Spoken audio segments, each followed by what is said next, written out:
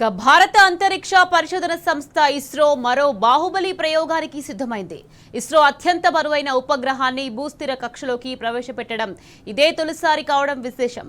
సుమారు 4.4 టన్నులు బరువు కలిగిన మల్టీ బ్యాండ్ కమ్యూనికేషన్ 4.4 శాటిలైట్ ను రోదసిలోకి పంపేందుకు కౌంట్ డౌన్ మొదలైంది. ఇస్రో LVM M5 రాకెట్ ద్వారా CMS-03 సమాచార ఉపగ్రహాన్ని ప్రయోగించనుంది. ఈ రోజు సాయంత్రం 5:26 ప్రయోగించేందుకు తిరుపతి జిల్లా సతీష్ ధావన్ స్పేస్ సెంటర్లో అంతా సిద్ధం చేశారు.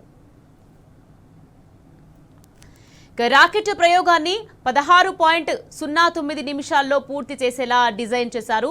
43.5 మీటర్ల పొడవు కలిగిన LVM-3 రాకెట్ 642 టన్నుల బరువుతో భూమి నుంచి నింగిలోకి పయనం కానుంది.